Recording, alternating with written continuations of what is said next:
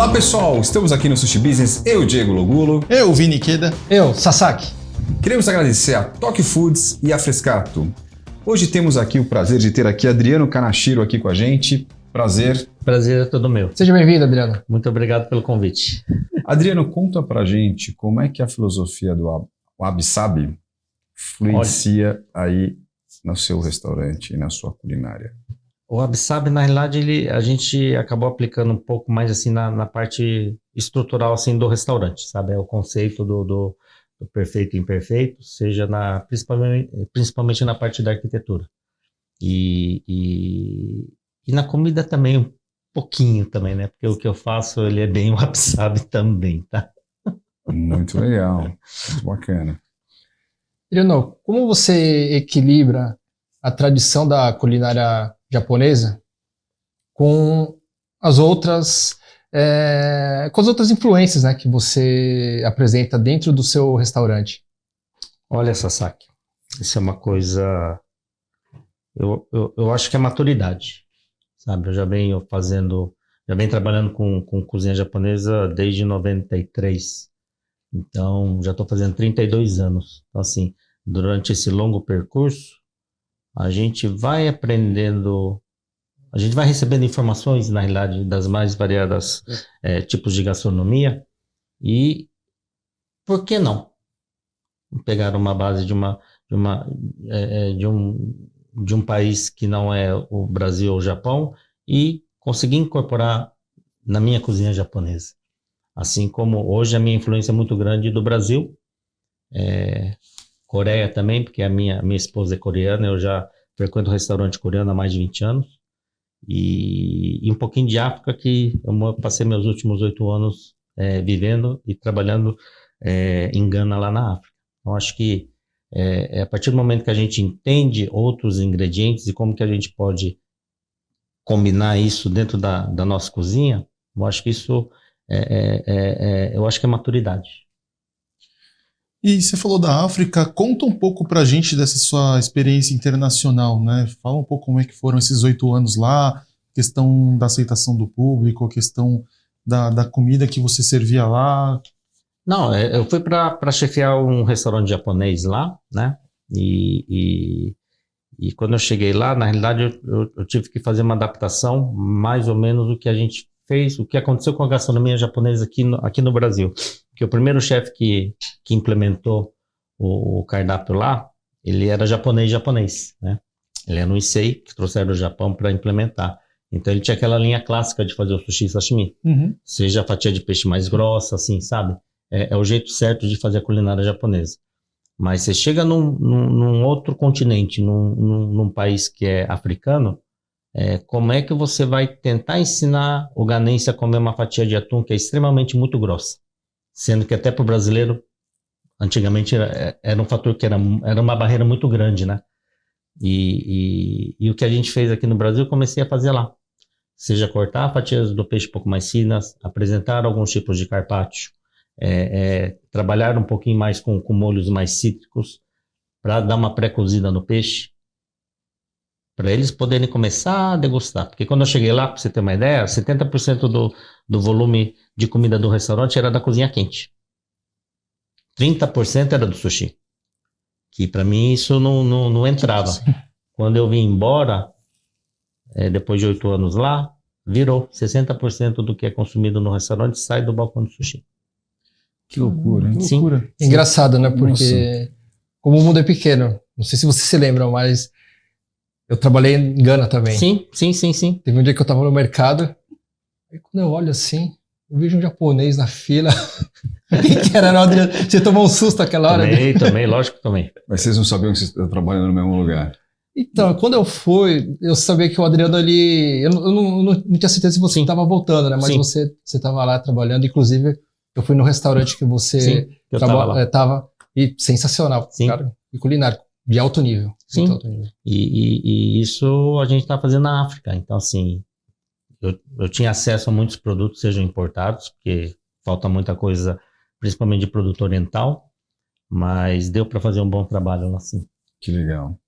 E no caso usou produtos locais também? Fez sim, uma... Sim, eu comecei a introduzir produtos do mercado local para a gente poder ter um custo melhor dentro do restaurante. Porque quando cheguei lá, era 90% de todos os insumos era via aérea uma vez por semana. Então, assim, os insumos eram muito caros. Então, eu comecei a adaptar algumas coisas que a gente conseguia achar localmente para poder ter um equilíbrio, né? Que bom. E ajudar o mercado local deles lá também. Sem dúvida. Seja comprando um pouquinho de peixes. Lá, coisas muito legais que eu recebia, por exemplo, lagosta. As lagostas chegavam vivas no restaurante. Camarão, também eu trabalhava muito com o camarão tigre lá, que é o camarão mais comum que a gente acha lá. Então, assim, as lulas também. Então, assim, parte de frutos do mar, a qualidade era, assim, de extrema excelência, né? Os peixes eram um pouquinho mais magros, porque o mar lá é muito quente, né? Mas A qualidade é boa. a qualidade é boa. Lembra um Legal. pouco os pescados do Nordeste, Sim, né? sim, porque a Gana está na mesma linha, na faixa do norte e nordeste do Brasil. Uhum. Então o clima é muito parecido.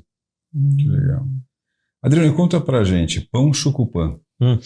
É um sucesso aí que eu soube, né? Aliás, é o primeiro restaurante japonês que serve pão na Sim. entrada. Sim, Como é que foi essa coverzinho. história, cara? E como é que essa receita, como é que você desenvolveu isso?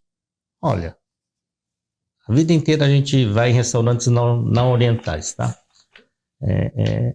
E sempre vem um pãozinho de entrada, de coverzinho. E eu adoro pão, né? E eu sempre fiquei com isso na cabeça. Por que não posso servir um pão num restaurante japonês, né? Muito bom. E eu comecei a fazer essa brincadeira quando eu inaugurei o restaurante. Então eu pego a base do chocupan, só que eu não faço ele quadrado, eu faço ele em formatinho de brioche. E durante os dias eu vou alternando os sabores. Então, assim, hoje pode ser um chocupan com miso, amanhã pode ser um com gochugaru, que é pimenta coreana. Aí tem outro dia que eu faço ele com shiso e nirá. Então, assim, eu vou alternando os sabores e o pessoal tem se divertido, sim. Muito bom, sensacional. O Kureiji é Sim. o seu novo restaurante. Sim. Conta um pouquinho para a nossa audiência a proposta do restaurante, né? Se os 130 anos de amizade entre Brasil e Japão ele teve influência em algum tipo de menu ou algum prato representado. Eu acho que influencia totalmente, viu, Sasaki? Sabe por quê? Poxa vida, já estamos fazendo 130 anos de comércio bilateral com o Japão. Por que não? Eu não posso pegar coisas do Brasil e colocar dentro da cozinha japonesa. Sim, para mim, isso não é uma heresia. Eu acho que eu estou fazendo uma homenagem ao longo tempo que os nossos ancestrais chegaram aqui como imigrantes, porque eu lembro bem quando era criança, a gente cresceu tendo acesso a poucas coisas de produtos japoneses. Os primeiros restaurantes aqui em São Paulo também eram o arroz que se usava, era o arroz japonês, mas produzido no Brasil. Era o que tinha, era o que os chefes japoneses tinham para poder tentar fazer uma comida japonesa. Hoje a gente tem uma gama de produtos infinitamente melhores, mas eles foram os precursores. Então, assim, hoje sim, eu tenho a liberdade de colocar um tucupi dentro do meu arroz sushi. Eu tenho liberdade de usar uma manteiga de garrafa dentro da minha cozinha. Hoje eu tenho faço um molho teriyaki com jambu. Então, assim, hoje eu me sinto com essa liberdade de introduzir coisas regionais do Brasil dentro da minha cozinha. E eu acho que eu não estou... para mim, eu estou fazendo uma homenagem a essa parceria entre o Brasil e Japão. Legal. E pegando um gancho nessa pergunta, falando um pouco mais do chefe Adriano Kanashiro, o que diferencia o chefe do Adriano Kanashiro que há 10 anos atrás estava no Kinu, no Momotaro, aí depois ficou 8 anos na África? O que difere o chefe daquela época, da década passada, para o chefe de hoje? Maturidade, de novo. Eu acho que essa coisa de misturar elementos não japoneses na cozinha, na cozinha japonesa, começou na realidade lá no Bai, lá no ano de 2000, que eu comecei a fazer algumas brincadeiras, né? Eu acho que com o passar do tempo eu fui aperfeiçoando isso de entender melhor outros produtos e como é que eu poderia, né, acrescentar dentro da minha cozinha. Então acho que é o tempo, porque assim, tem coisas que eu acabei misturando que a gente só sabia depois que o prato estava pronto, né? Porque eram coisas que não existiam, eu não tinha referência, né? Assim, hoje, como no Curei de hoje, antes de inaugurar, obviamente, eu fiz vários testes, eu fiz algumas combinações que me deram tranquilidade de implementar isso no restaurante. Então, acho que maturidade profissional, acho que é experiência. Eu acho que o tempo nos faz a gente ser um profissional melhor. Legal. E Adriano, fala mais pra gente do Absabe, né, dessa influência, porque o teu restaurante, pelo que eu vi, é baseado nisso, bem Sim. como a culinária. Sim. Conta aí para a audiência mais sobre o tema em si, a questão. Só para as pessoas poderem entender um pouquinho. Quando você vai no Corate, o que acontece? Quando você prova a comida do restaurante, você coloca na boca, você sabe que é comida japonesa, mas ela está diferente. Então, assim, a imperfeição é eu pegar ingredientes que não fazem parte da gastronomia japonesa e incorporar ela dentro da minha cozinha.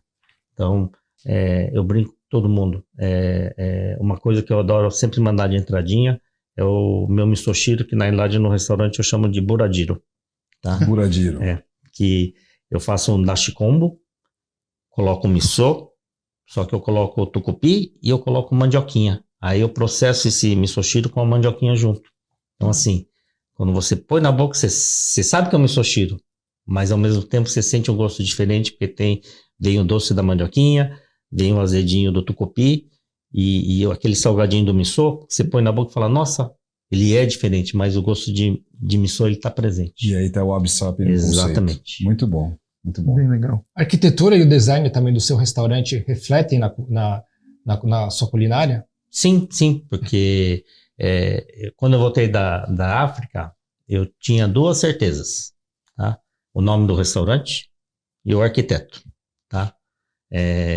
O Cureide já era o nome que eu iria botar no restaurante, e o arquiteto que é o Roberto Kubota, que na verdade esse é o terceiro projeto que ele faz para mim. E o porquê do nome? Porque eu acho que combina com a minha fase atual de cozinha.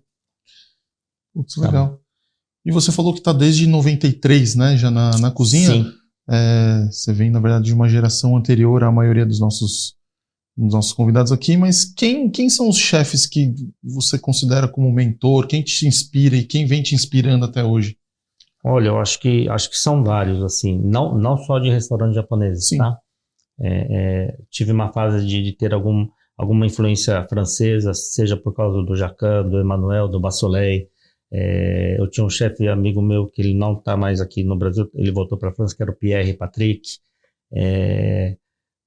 Mesmo o Jun Murakami, que eles são da mesma época que eu comecei a fazer sushi, que eu sempre admirei o trabalho deles. Então, assim, eu acho que é uma mescla, assim. Eu sempre andei com muitos chefes fora, que não eram japoneses.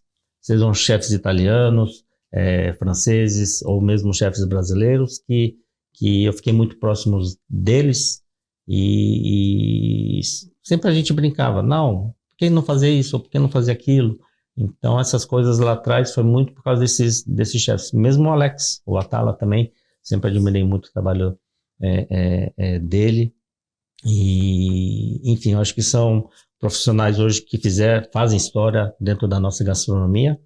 E eles influenciaram muitas pessoas. E eu fui influenciado por alguns deles em algum momento na minha carreira também. Muito legal, muito bacana. Me fala uma coisa, a gente pergunta aqui também o prato predileto, a comida predileta, sem ser, obviamente, a comida oriental que você gosta de comer. Qual que é? Ah, é da minha mãe, né? O que a senhora, sua mãe, faz de bom? Minha mãe é assim. Eu cresci... Profissionalmente comecei aqui em 93, tá? Mas eu cresci dentro do bar do meu pai e da minha mãe, lá em Londrina. E eu cresci vendo a minha mãe cozinhando comida de boteco. Comida Então, de assim, boteco. Comida de boteco, assim. Cresci comendo salgadinhos que minha mãe sempre fez. Toda quarta-feira minha mãe fazia rabada com polenta. Quinta-feira era dobradinha com Nice. bacon. Aos sábados tinha feijoada. Então, assim, em casa, minha mãe também fazia comida brasileira, mas às vezes ela colocava alguns temperinhos japoneses, seja um shoyu, seja um saquê. Então, assim, quem nunca, que é descendente japonês, nunca comeu gohan com feijão, tá mentindo. Então, A gente assim, ouviu isso, né? É, A gente ouviu isso. Isso- o Fábio Miyamura a gente- falou a mesma sim, coisa. a gente cresceu isso, porque em casa minha mãe tinha que fazer gohan e aburar gohan, que é o arroz brasileiro. E tinha feijão, então a gente podia escolher. Ah, vou comer hoje com gohan, vou comer com arroz brasileiro, né? Então, assim, mas a comida da sua mãe. Da minha mãe, qualquer coisa que ela faz, e até hoje ela tá com 88 anos, até hoje ela vai todo dia ajudar meu irmão no restaurante dele. Vini Sasaki, primeira resposta que a gente tem decente aqui no programa. A comida da mãe e a segunda, comida de boteco também, Sim, né, Vina? sim, É sim. isso, com certeza. Adriano, quais são os maiores desafios aí para você abrir um novo restaurante, né? E quais são os planos futuros para o Coreide? Não, meu plano primeiro é fazer o Coreide dar certo, que já está dando. Tá? Então esse é o primeiro plano. Eu acho que outros planos virão, mas eu acho que a gente tem que fazer as coisas hoje com muito pé no chão. Sabe? Eu acho que tem que ter um planejamento, a gente tem que achar um propósito, ou se faz uma expansão com o mesmo nome, ou se a gente abre um segundo tipo de negócio. Então acho que isso tudo acho que vai depender do momento do mercado. Ponto, obviamente, que isso é um fator primordial quando a gente abre um restaurante. A gente tem que ter uma localização muito boa, com acesso fácil e fluxo de pessoas. Então, assim, tudo depende do tipo de negócio que a gente vai montar hoje. Então, sim, virão novas coisas no futuro, virão. Mas pode levar 1 ano, pode levar 2, mas assim, sem pressa. Acho que a gente tem que fazer as coisas com muita calma e serenidade, sabe? No backstage a gente estava conversando aqui sobre a questão da dificuldade de encontrar mão de obra, questão de escala 5x2. Sim. Como você avalia hoje o mercado de trabalho aqui no Brasil, o momento gastronômico também aqui? Todos os meus amigos, todo mundo que eu conheço que tem restaurante, está todo mundo sofrendo. Porque a gente não tem uma mão de obra em abundância hoje para poder contratar e trabalhar nos restaurantes. Então, assim, eu inaugurei o restaurante trabalhando só de terça a sábado, para poder dar o domingo para os funcionários. E na segunda-feira eles resolveram o que tem que resolver. Então, eu já comecei propositalmente uma escala de 5x2. Mas todo mundo que eu conheço de restaurante, assim, tá todo mundo sofrendo muito para conseguir contratar gente para trabalhar. Você acha então que o grande desafio hoje seria a mão de obra? Para você seria o principal? Sim, mas acho que para o nosso segmento, sim. Não só nosso segmento, hospitalidade de um modo geral. Conheço pessoas que trabalham em redes de hotéis, que eu já trabalhei no Hyatt também. Tá todo mundo, sim, com muita dificuldade de encontrar mão de obra para suprir o mercado hoje. Então, acho que esse é o maior desafio hoje. E aí a sua escala é bem favorável aí para quem é do setor, principalmente os colaboradores, né? Porque são Sim. poucos restaurantes que seguem essa escala, né? Sim, porque mas isso acho que vai ser uma tendência. Eu acho que em algum momento os restaurantes eles vão ter que achar um equilíbrio para dar essa oportunidade dos colaboradores poderem ter um pouquinho mais de tempo para passar com a família. Porque eu venho de uma geração que a gente entrava 9 horas da manhã no restaurante, ia embora meia-noite e chegava em casa, comia um negócio, tomava banho, dormia, no outro dia já estava de pé. Isso era a nossa rotina, né? Mas assim, hoje eu acho que esse tipo de formato acho que não cabe mais. Mudou um pouco. Mudou né? muito. E você, como um dos Mudou muito. pioneiros, você, até para explicar a sua experiência, né? A conta tá fechando para o restaurante? Sim, está fechando. Uhum. Está fechando porque procuro hoje, para a gente ter um bom price range dentro do restaurante. Então, assim, eu preciso usar produtos locais. Então, assim, o que eu faço no restaurante hoje quanto mais produtos locais similares ao que eu poderia comprar de um produto japonês, eu compro localmente. produtos que realmente não são feitos no Brasil, sim, aí eu compro ele importado. Mas o resto, toda a minha parte de peixe, são todos peixes aqui da nossa costa. Legal. Tá? Então, o nag, por exemplo, uma vieira, algum outro produto que realmente a gente não tem similar aqui, aí a gente acaba comprando importado. Mas quanto mais produtos locais eu consigo colocar dentro do restaurante, a gente tem um custo melhor para a gente poder gerenciar o restaurante, né? Legal. E apenas por uma questão de curiosidade, na época da pandemia você estava lá na África, né? Sim. Como foi esse momento lá? Porque aqui a gente sabe o que todos nós sofremos nesse Sim, período. mas lá também também não foi fácil, né? O grupo que eu trabalhava, eles tiveram que fechar 3 restaurantes lá. Então, só ficou o japonês, uma rede de cafeteria que não fechou e até hoje já aumentou a quantidade lá, mas uma parte dos restaurantes a gente teve que fechar, porque eram restaurantes muito grandes e a gente não tinha clientela para ir, né? Então tivemos que sacrificar uma parte do negócio, mas agora já estão voltando, já reabriram mais um e a tendência é eles voltarem a crescer de novo. Legal. Bom, Adriano, a gente tem aqui uma pergunta que é o legado, né? O legado que você vai deixar aí em vida aí, né? Essa filosofia aí para a audiência, né? Tá, Você vai responder ali olhando para aquela câmera ali do diretor, ó. tá. O legado do Adriano Kanashiro. Meu legado, eu já deixei alguns legados, é que as pessoas não sabem, mas assim, eu vou falar do futuro. Hã? Então, vamos lá. Vamos lá. Quais legados que o Adriano Kanashiro deixou aqui no mercado de culinária oriental? Conta aqui pra gente. Então, vamos lá. Um dos sushis, eu sei que o Cris esteve aqui, mas eu fui pioneiro em fazer sushi de atum com foie gras, que hoje se tornou uma coisa corriqueira nos restaurantes, tá? Isso foi em 2001. O uso de maçarico nos restaurantes, que isso é um equipamento hoje do dia a dia do Sushi Man, e eu que comecei a utilizar também lá atrás, no ano de 2000. E algumas outras coisinhas, mas vamos falando para o futuro. Meu futuro o legado é mostrar para as pessoas que é possível sim colocar um pouco de Brasil dentro da gastronomia japonesa, mantendo ela com muita elegância, não perdendo a identidade dela, e eu acho que isso é o que eu quero fazer, o que eu estou fazendo dentro do Courade, é mostrar para as pessoas que é possível fazer uma comida japonesa com um pouquinho de Brasil, um pouquinho de Coreia também, porque por causa da minha esposa, um pouquinho de África, que eu tenho meu restaurante hoje por causa dos meus 8 anos que eu fiquei lá. Mas eu acho que sim, é possível fazer uma cozinha japonesa inovadora com ingredientes locais, e eu quero que as pessoas aprendam a fazer e aprendam a mostrar para as pessoas que isso é muito legal.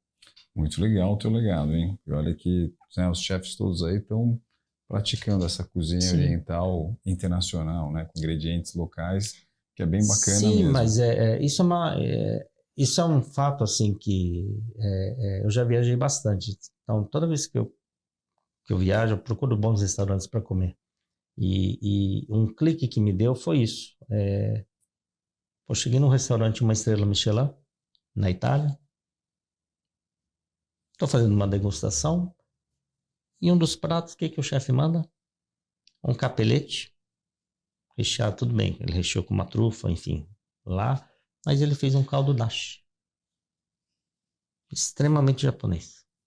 Falei, o italiano usando um caldo totalmente japonês dentro da comida italiana dele, por que a gente não pode fazer isso com a nossa cozinha também? Pegando elementos de outras culturas e misturar, mas assim com uma certa elegância. Muito bacana, muito legal. Bom, bacana também ter aqui o que a Tokyo Foods aqui quer presentear você, né, Vina Sasaki, né? É isso aí. A Tokyo Foods, ela é representante, né, do Shoyu Kikkoman, que já está há 300 anos aí no mercado produzindo o shoyu no Japão, e é um dos presentes que a Tokyo Foods está dando para o chefe Adriano Kanashiro, né, além dos sakes da da Hakutsuru, que é a maior produtora de sake do Japão, da província de Hyogo, em termos de volume, é a maior produtora. Então temos aqui 2 rótulos aqui que vai ser dado de presente pro chefe. E aí o Nascimento já sabia que você estava vindo aqui, ele falou, vou levar um nori coreano pro Adriano. Que eu já estou usando já no restaurante já. O snack com kimchi Com também, kimchi, ó. sim. Sua esposa vai adorar, hein? Olho tonkatsu, a bulldog, e o katsuo dashi e o kombu dashi também. Esses dashi são bem bacanas, Adriano. Qualidade muito boa, tá? E com certeza você vai gostar. Sim, ainda vou gostar porque eu conheço bem esses produtos, que eu compro muita coisa da Tok Foods, viu? Que bom, Cláudio. Tá vendo? Muito legal. Bom, gente, o papo tá muito bom. Adriano, espero que você volte o programa aqui. Sim, a hora que vocês quiserem. Será um prazer. Né, assim, sucesso, já está sendo um sucesso, né, esse restaurante. Como lá o pão de entrada de chocopan, que é uma coisa inusitada, né? Meu sushi de colherzinha, que lá não faço sushi tradicional, enfim, tem um vasto coisas inusitadas lá no restaurante. Experiências inusitadas. Tem que visitar lá, né? tem que conhecer, né? visitar. É difícil, a gente fala, só que só a pessoa indo lá para comer, para entender o que eu estou fazendo, cara. Vamos dar um pulo lá, né, gente? Com certeza. Vocês são meus convidados para vocês verem bacana. as loucuras lá do Kureide. Com certeza. Um filminho bacana lá também. Pessoal, obrigado mais uma vez. Papo muito bom aqui com o chefe Adriano. Espero vocês no próximo programa. E é isso aí, gente.